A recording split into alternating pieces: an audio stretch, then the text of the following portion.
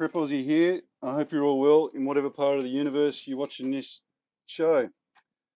Um, Today is Sunday, the 10th of the 12th, and the time here is 10:34 Australian Eastern Standard Time. Folks, I haven't done a video for a while. The reason for that is twofold.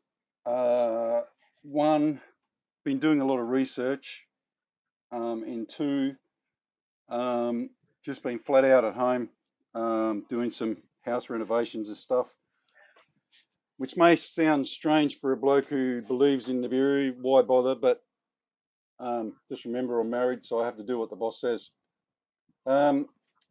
Today we have I'm going to have a different type of show. I'm not going to be showing you any videos on Nibiru or pictures or images or tests or anything like that, because within we have the Nibiru research group going, and within that group we now have enough information to believe our theory that there is something there in our skies.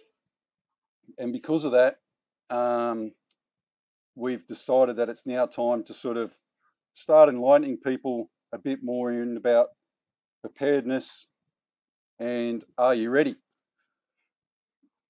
And to help me do that, I've got two gentlemen here from Australia, and I will say that the majority of the show is going to be about helping Australians. But if you're listening from any other country, then just take note of what we're saying, because some of it will be relevant to you.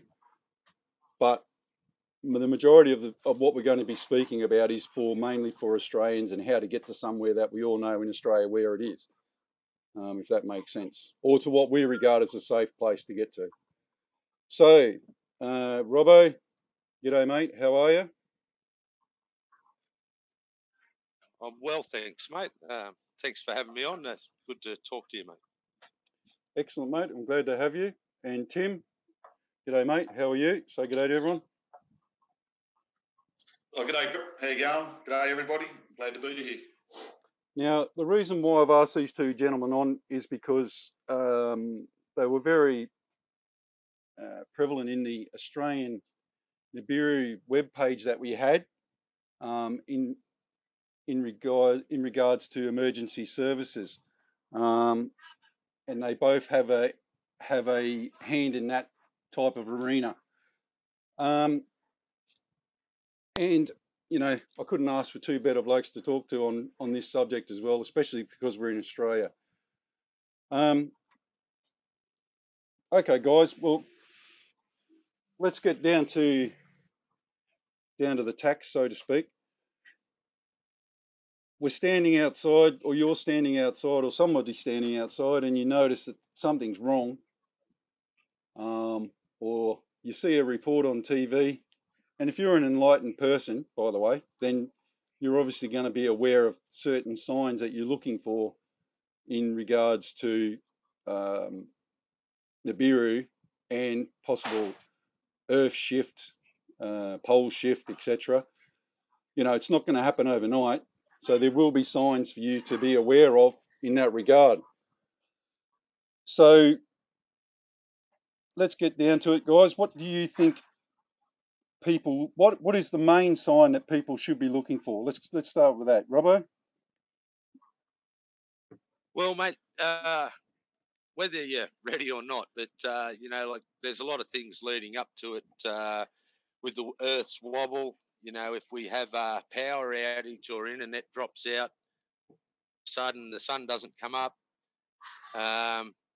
just those two, you know, like sort of pretty well full on. And I think, you know, if there's no money in the bank, everything collapses. You know, it just depends on what sort of sign that you personal sign to go. You know, how much are you going to wait it out, or what do you do? You know, you're going to stay at home, or have you got the means to get out safely to somewhere safe? Have you even looked at that? So there's quite a lot to be considered in. You do have that sign, so Yeah. Just a matter of focusing on what you think. Like for me, I think if the sun didn't come up in the morning or didn't go down at night, then I'd be making a move myself. Yeah. Yeah.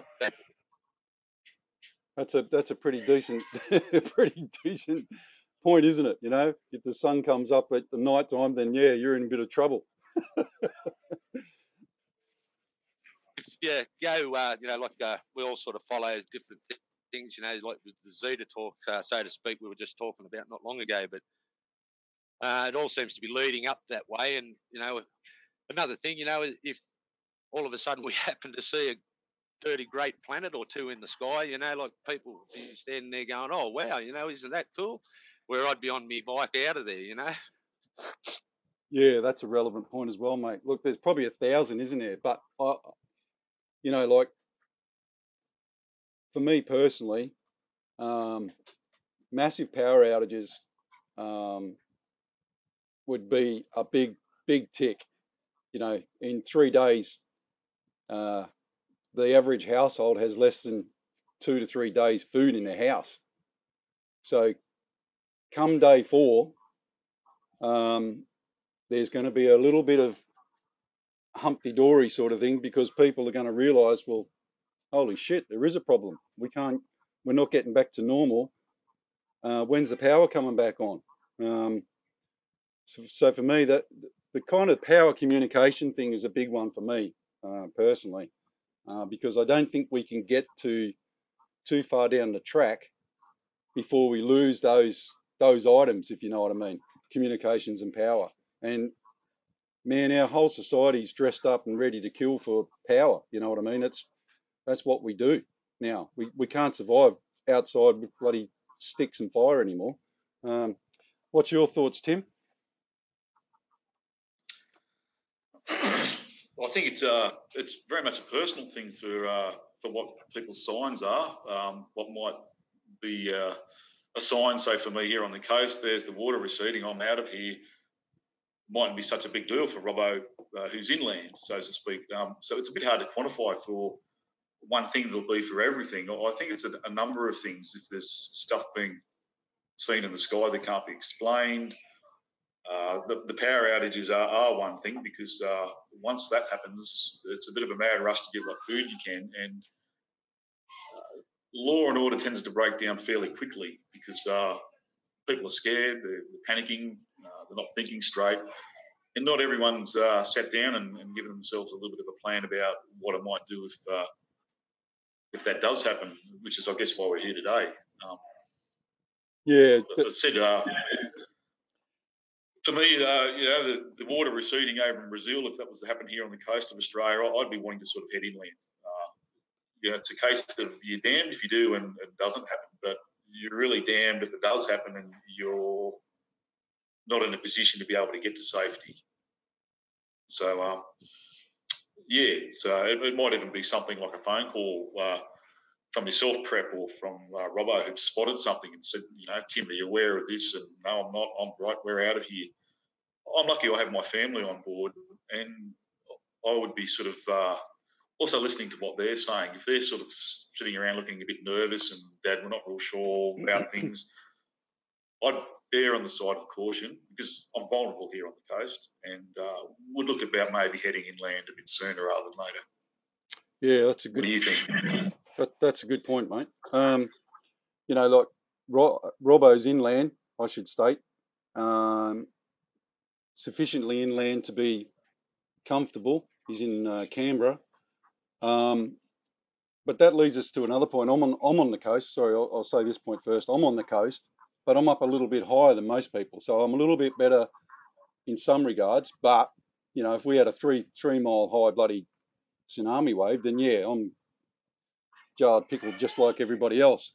But one of the things that you've got to remember in regards to this is, we've got the signs, and you're going to react on those signs, and you're going to go where, here in Australia, we do have some safe places being set up, But there's the challenge. You've got to get to it.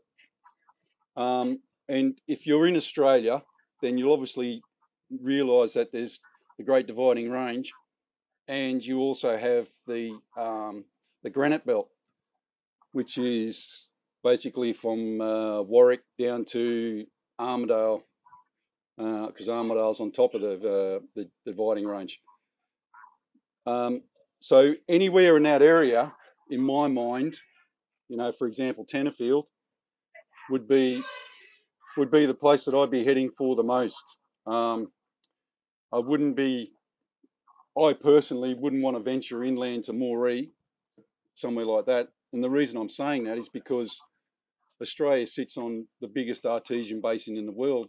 And, my thoughts on the world, the whole earth being tossed and turned and everything else, is that there's a high possibility of that water pushing out of the artesian basin and coming out of the artesian basin, which would turn that area into the biggest quagmire you've ever seen in your life. So that's probably why I wouldn't venture that far inland.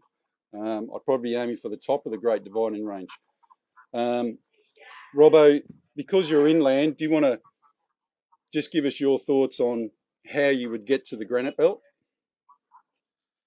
Well, the last 12 months, I've done probably 4 or 5 trips, sort of all the way up into Queensland, various different ways, just to sort of see what you'd be up against, depending on where you're coming from, the time limit, to get there, you have to sort of think, you've got to know where water is. You can't get anywhere without that. And if the earth's rocking and rolling and you're left, and as I said, water's a big problem. So when up, you need to be following a water source. There's a lot of different areas and parks that you can sort of go to all through the ranges all the way up. And key thing, because if you're, as I said, if the earth starts rocking and rolling, bridges are going to be out, mountains are going to slide, the rivers are going to be coming up, and there's no sort of safe or quick way. But if you've got alternative routes, then you might find the fastest way, But the ideal thing is to stay away from bottlenecks, coastal areas.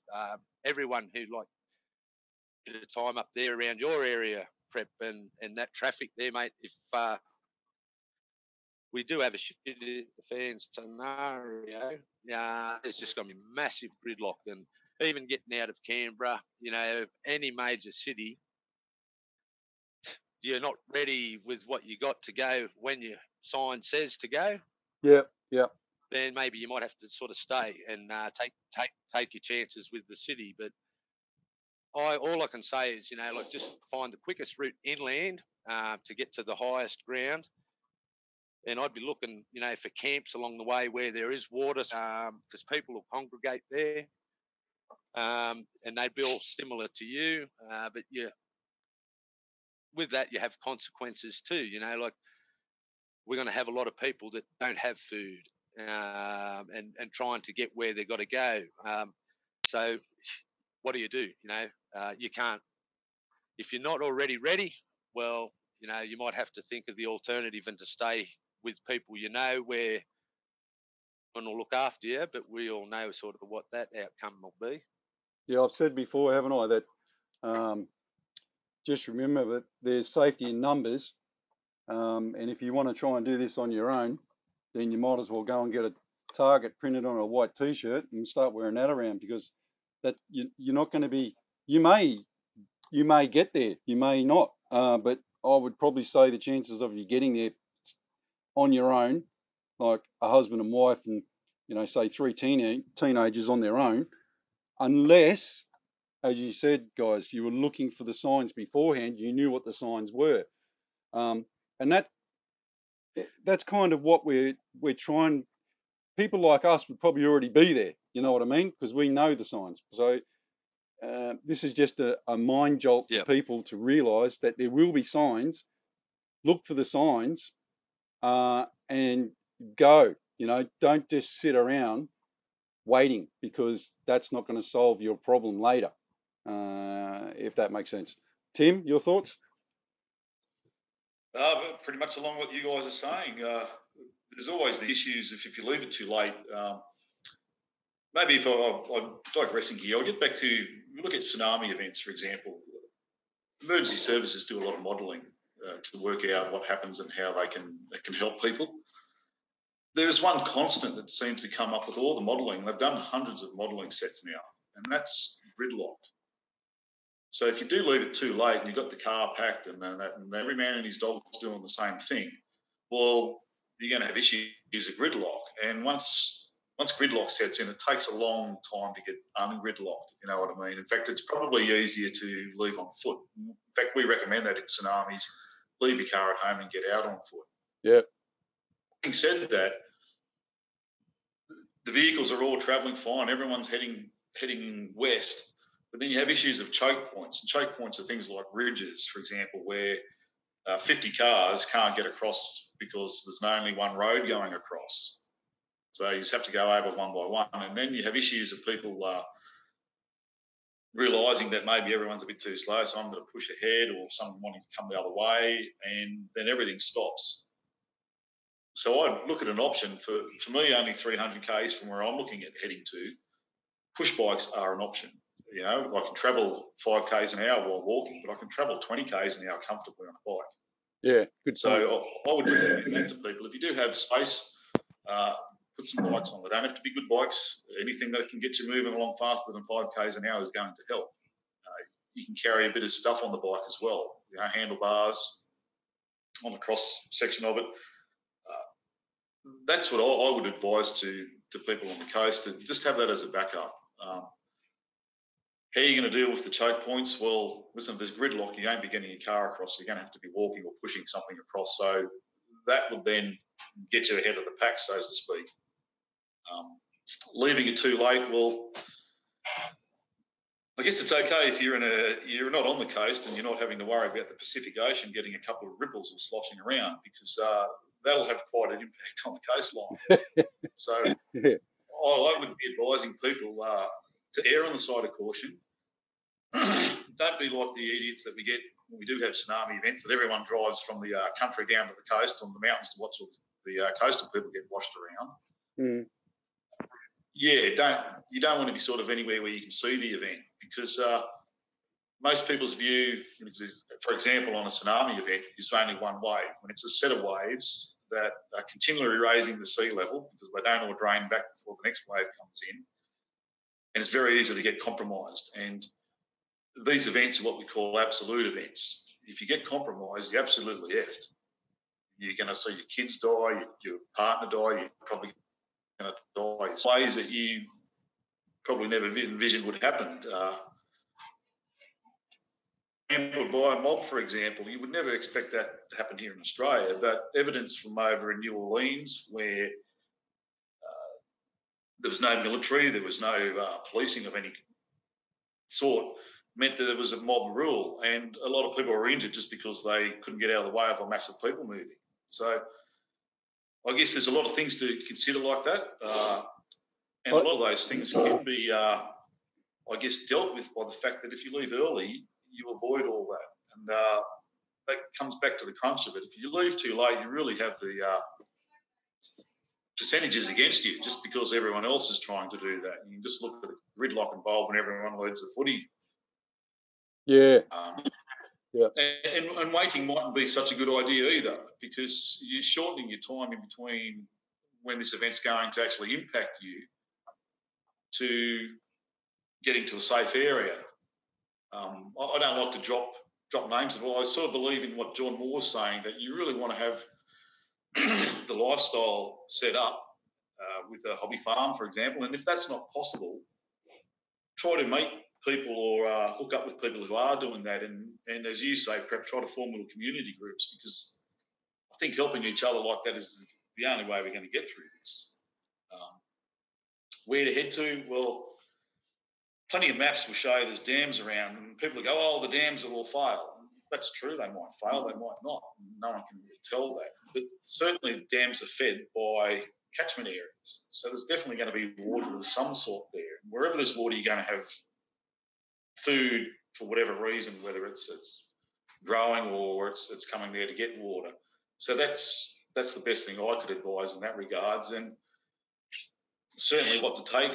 Well, if you just look at you're going to be going camping, it's fairly easy then to sort of go, right, I just need some camping gear for me and the kids, get some food together. That's at least a basic starters. Now, if nothing happens, camping gear to spend quality time with the family. Well, exactly. So it's not a lose-lose situation. I just want to, mate. I just want to just backtrack just a fraction. You raised two good points there.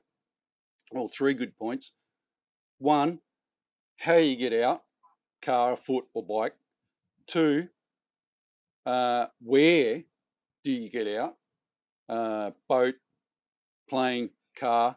Where do you get out? I mean, which area are you heading for? And the reason I'm saying that is because if you are in Melbourne, for example, not so much Sydney, but if you're in Melbourne and you want to get to Tenterfield, grab hold of a map and go to Tenterfield, and you'll find that you're kind of triangulated because there's only two ways you can get up to Tenterfield from Melbourne. That's inland, obviously, or up the coast road. Now, if you go the coast road, and I really want to stress this to people, they really need to understand this. In Australia, when you're driving down the Pacific Highway, try getting up the mountains. Because the reason I'm saying that is because, take for example, the Dorrigo Ranges. And you said, Tim, that people get on the track and they start going up. You get a broken down car just past Bellingen, then nothing's going anywhere, mate. Yes, truly. Yeah, it's the Dorrigo Range is only just big enough in some parts for a truck and a car to pass. That's if there's no rock falls, which is another thing that you have to take into account. But once you go past the Dorrigo Ranges, there's very few, and I mean very few, unless you know the area really well, places to get up and over and back down into the flatlands behind the Great Dividing Range. And I'm talking about Nundle, Tamworth. I mean, and then you've still got another problem if you get into those areas because they're floodplain areas, up even though they're up in the hills. Yeah. So you've really got to think about, like I said, how. It's not, and the how is not just like, oh, I'm going to get there by a car. Okay, you might be, but okay, you might have a wing glider for all I know, and you're going to fly up there. Good on you. But the third thing I want to point out to people is what you said, Tim, is, you can carry stuff on a bike, you can carry stuff in a car. But let's go through that scenario. I've got my bags for my wife and my daughter, which are obviously the lowest pack bags weight-wise that I can get them. My daughter's bag's 20 and my wife's bag's 30 kilograms. My doomsday bag, for want of a better term, because this is my scenario. I've got bags for everybody, and everybody's got everything in their bag that I think they need when they require. So there's not much of a double up. But my doomsday bag, as I call it, which is a bug out bag, but it's the doomsday bag, has got everything in it. The reason for that is because if we get stuck and you've got to ditch stuff, then you're going to ditch the bags first to survive. So you want to keep one bag. My one bag has got nearly 70 kilograms of it. Now that's a hell of a weight if you're trying to carry that up a hill. On a bike, in a car, regardless, it's a hell of a weight. So can you imagine you're driving up the Dorrigo trying to get out, there's an impediment there, you can't get past it, whether it be a rock slide or whatever. Your last option is to backpack and sling it on and try and trek it out, sort of thing. Well, from the bottom of the Dorrigos up to the top, I think, what is it, 2 miles? It's a 2 mile it's a 2K road, isn't it? Probably more. The way it winds around and everything. Yeah. So you try doing that with a 70-kilogram backpack with, a couple of ounces of water. Yeah, you're going to feel it. I'd have to say, Prep. See, that's an option that you've got to consider, and so we also have like vests. So with the vests, I've got everything that you need as a minimum for survival. You know, it's got some medication, anything you need, that might help. Your fire lighters, torches, obviously your knife, tools like that. And the backpack has, as you say, is got all of the other equipment. So if we have to ditch our bags to keep going, we can just ditch the bags and we've still got our vests. But in saying that, it's something you've got to prepare for. And if you're prepping and got like a backpack full of tinned food, because you want all of that. Well, that's just ridiculous to be able to try and take that. You're better off spending the money getting the dry freeze food and your hydrated food, so they're light and you got more. And you've also got to have all of your water filtration, just in case. But if you've got to walk, you've got to walk. So, and is it everyone in your family, are they fit enough? Do they have any injuries? Are they elderly? How young are they? If you're bugging out with a 2-year-old kid, well, you've got to carry that 2-year-old kid, and it's going to need a lot more attention. Same as if you've got an elderly person who special medication. Do you have enough of that medication? And there's just so many scenarios that people sort of may not even think of. And the fact that you've got to get there. Yeah, if you've got a push bike, away you go. Another thing we have is a trolley that we can rig up to throw some heavy gear on and cart it. Like a 20-litre drum of water or whatever you want to put on it. But then you've got to make it on foot. Well, so be it. But you have to be thinking about this because, as you said, once gridlock happens and you've got to walk, and only takes one idiot to prang a car on a bridge or to roll a truck off the side of the road, and you're not going anywhere. No, exactly. No, you did right, and mate. One more other thing I'd like to sort of say on that too, Prep, is if, as Tim touched on, and it's a very, very valid point that people wouldn't think of, is when you're, what happens if tree falls down in your yard? Well, you call blokes like Tim and that to come around and cut it down. Oh, it's fallen over in my yard. Or if you have a problem, you ring the police or you ring somebody, the fireys have got to help you. And one thing people wouldn't be thinking of is when we're getting out of here, we'll be right because we'll have the fireys, the SES and the police.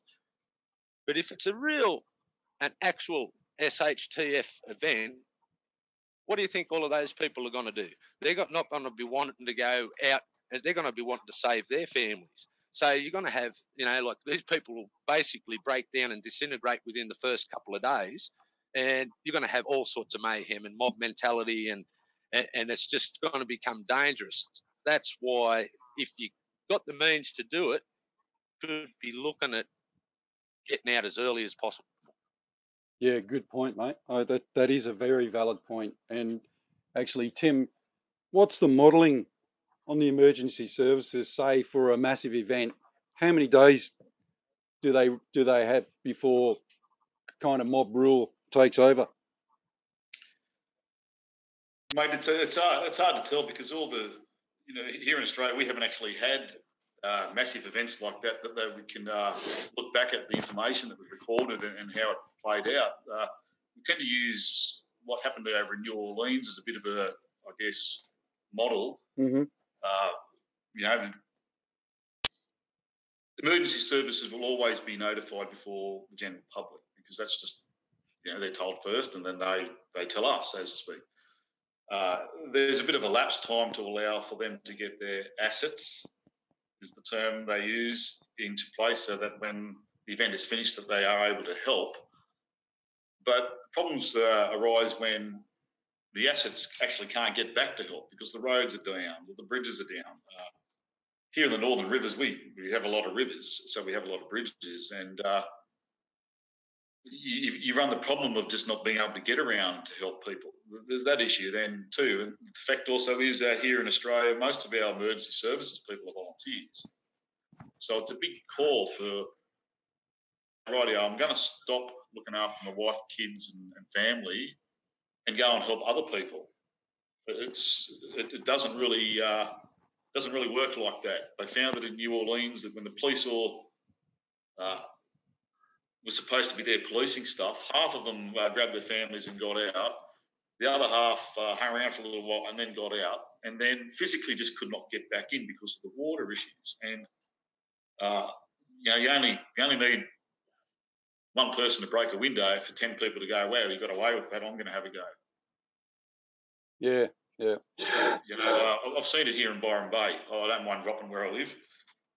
At Easter time, Woolworths doesn't open until 12:30, 1 o'clock. And you've got a barely veiled mob of people jostling, pushing to be the first in the last 10 minutes before they open the doors. So it shows that it doesn't take much for us as a species to head back to our animal nature, or me first, and start us off. I've worked as a lifeguard prep on some pretty dangerous beaches. I've seen mum and dad pushing their kids out of the way and under the water to get out of the water because they think there's a shark there. Sure, they're horrified at their own actions later on, and in retrospect, they say they would never do that again. But when fear is there and you're panicking, a lot of our society values tend to go out the door. And for people to think that, or they're relying on the fact that, there's going to be order and I can take the time getting out and it'll all be good. In a perfect world, that might happen, and I'd like to think it would happen. There's a lot of volunteers do a lot of hours work in training, but we don't actually get to train with many shit hit the fan events. We do floods, we do disasters like that, which are all going to be part and parcel of this. But it's usually because I can leave my home, which is nice and safe here, and go to another area called out of area assistance and then help people. But if everyone is compromised, that's not going to happen. And I think some people will be sitting around waiting for the authorities and the emergency service to come and help them. The tsunami modelling event showed that here on the North Coast, it'd be a week before a helicopter would be sent to this area, and just on a reconnaissance. They would not be looking at dropping food or trying to find out if there's groups of people surviving. That would be part of their profile, but it'd be more just to have a look at the damage, what's done, where do we need to focus on. That's going to be a whole week without water, power, food. So if you sort of factor that in, I guess I just can't stress enough that you really don't want to be in the area when it happens, because so much of your ability to be able to survive the event just gets eroded straight away. You behind the eight ball. And then having said that, I guess we're at a position now where you go, well, what can we do now? If you have the means, see if you can rent a shed somewhere, anywhere up in the Tenterfield to Warwick to Armidale, and see if you can't get food stored in there. See if you can't get some camping gear stored in there, so that if you have to bug out with the family and you need to leave the car behind, all you and the kids are carrying is a small pack on your back with some food and all that and water, and you can keep heading to where your destination is. You've got a plan. I guess just touching on that too, when disasters happen, we go and talk to the people who survived and say, well, what happened? How come you lived and thousands of others people didn't? And it comes down to basically they have a plan. In the first 10 minutes of the event, they're not sitting there with a stunned mullet look. They're there for about 2 seconds going, oh, shit, my plans to do this, and then they're acting on it and they're getting out of danger. Even if it's not a foolproof plan, it doesn't matter. You at least have something to do rather than getting this mental stall effect. It's really hard to get a plan going together when you're panicking. The brain's not really suited for that. You need to be sort of sitting down with your family and saying, well, what works, what doesn't, what can we do? You want to have that sorted before an event, so that when it does, you're the person in the group of people that know where you're going, you have a purpose.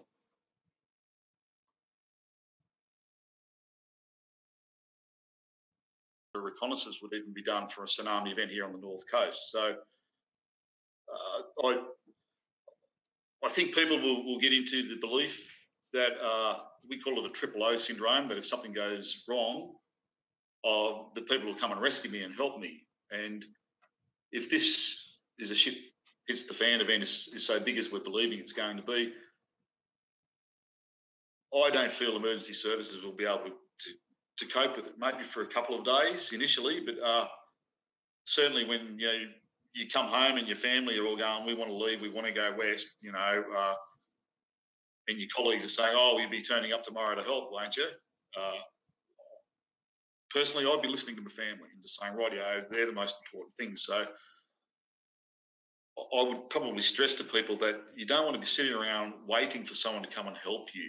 I'm not saying that mightn't happen, but this mentality of going, well, I don't have to do anything because someone else is going to do it for me is not going to help you with this. You need to be able to help yourself. And if you need to leave early, well, then leave early. If you're not sure what you want to take with you, well, then there's a few companies here in Australia that do survival supplies that you can hook up with. I'll drop one now, Survival Supplies Australia. They're based down in Melbourne. Talk to Dennis and tell him what your requirements are, and he can at least point you in the right direction and all that, what you're going to need just for personal stuff and for group stuff. Oh, I'll just give an what's the name there. There's the old KISS scenario: keep it simple, stupid. Yes. It sounds really dumb to say, but look, if you're finding that you've bought 30 knives and 30 bows, and you're not using the KISS principle, and the KISS principle is to remind yourself to keep it simple, stupid. You only need one hat. You only need, or two hats. You only need two of everything, and basically, you don't need 5 and 6 and 7 of everything. The only thing that I tend to buy in excess is knives, because I firmly believe that there's certain types of knives for certain types of things to do. If you know anything about knives, and if you've been out in the bush, then you'll actually understand that. There's no good having a pocket knife trying to hunt down a boar, obviously. There's all those sort of scenarios. So there's, I've got about 5 different knives for 5 different things. I've got a Leatherman that I keep in my pouch on my pocket, on my belt. But then after that, they all go up in, a short knife, a long knife, a serrated knife, a hatchet. A hatchet, yeah, or an axe.